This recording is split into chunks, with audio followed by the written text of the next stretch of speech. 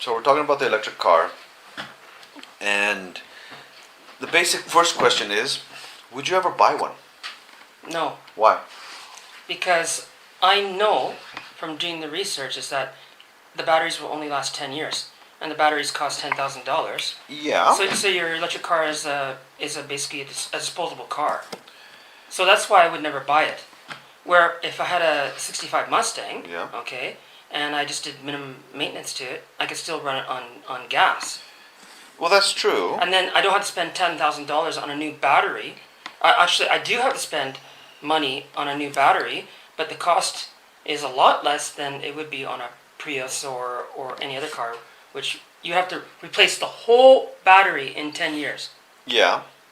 But here's the question though, and you drive a hybrid. Yes, I drive a hybrid, yeah. Well, that runs on a battery too. Yes. What's your difference there? Well, I think I haven't done any of the research, so you're kind of, that's not the greatest. Because how long does the special battery last on my hybrid car? I don't know. That's about 10 years. And then how much does it cost to replace? About, let's see, the hybrid I was driving an EcoStop, and it had a little small battery under the passenger side. And that lasted 10 years, and then to replace it would have cost me the same price as a Japanese Shaken. Okay, there you go. And I had, so it's a lot better. Yeah. You see, the whole point about the whole thing that we're talking about right now about the battery is that, okay, let's say in 7 years I need to replace my hybrid car's battery. Yeah. And I spend $2,000 on it. Okay. That's a very good, cost-effective solution. Okay.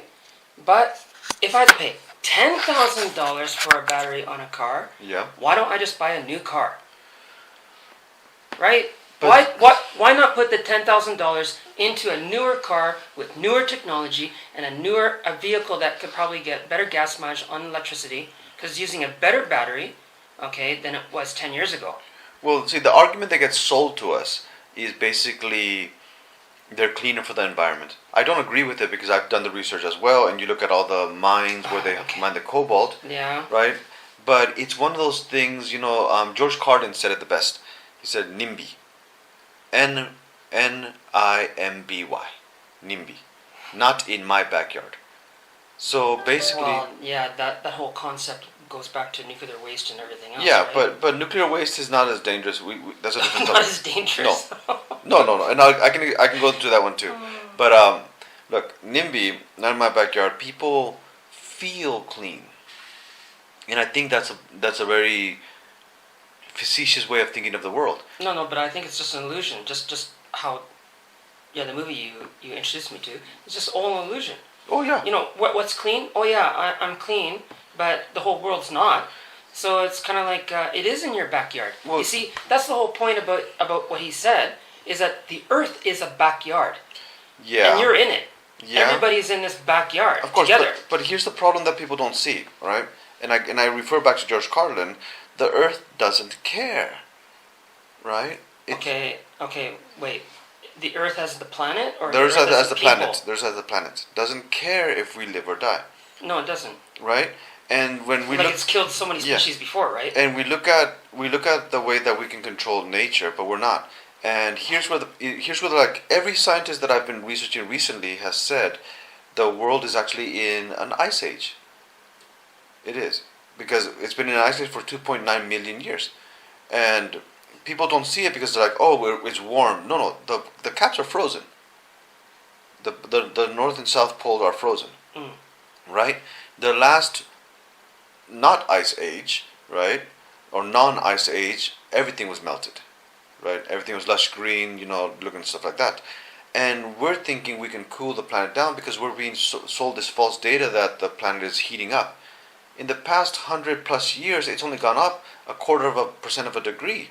And people will say, well, you can look at the numbers like Al Gore, who reverses the scale and says, no, it's gone up like 1 degree or 2 degrees.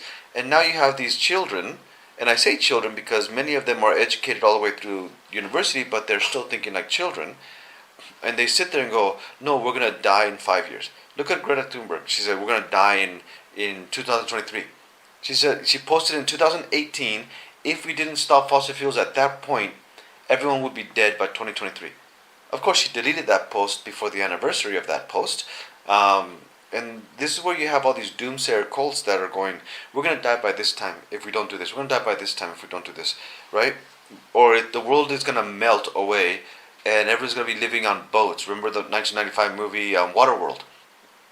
That's what that was based off of.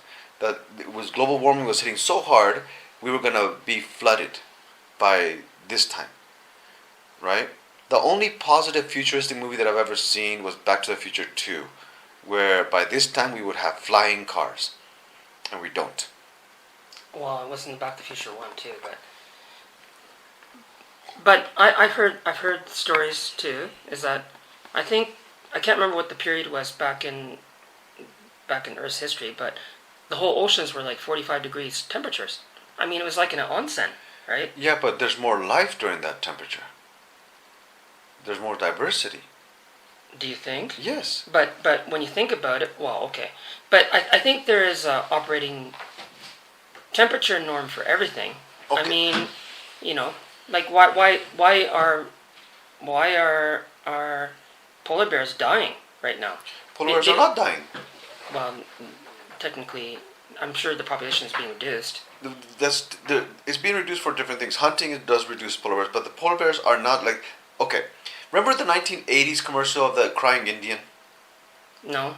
Oh, you're from Canada, sorry. In the U.S., we had this crying Indian commercial. Basically, there was garbage in the park and garbage on the mountain, and it would cut away to this Indian with one tear rolling down his face. Oh, I seem to recall something like Right? that. Yeah. It's like, we have to protect nature and start cleaning, and don't throw away your trash in nature. But then again, we have to remember back in the old days, 1960s, 70s, and 80s, people would take their old washing machine cars and just dump it in the river, right? We've matured beyond that. Oh, really? Yes. Okay, basically, I saw on the newspaper article where they put 2 million tires into the ocean and they called it a new coral reef for fish. Yeah. But that's just irresponsible way of destroying away your garbage in the ocean. If it was rubber tires, I agree, because rubber tires break down in water, right? If it was concrete, like they're supposed to be doing, that's different. Or it wasn't concrete, not the image that I saw on the internet anyway. Well, you have to be careful with images on the internet. Yeah. Because like they dump cars and boats as artificial coral reefs, but what they do before they do that is they strip out all the chemicals, right? So that's what you're supposed to do. Of course, there are irresponsible countries like China and people. But no. We've been getting cleaner, and the best thing that I saw was Jordan Peterson going, and I like Jordan Peterson. Sometimes he's off the rails, sometimes it's too extreme on certain things, but what I like about him was basically people don't care about the environment until they have enough money to care about the environment.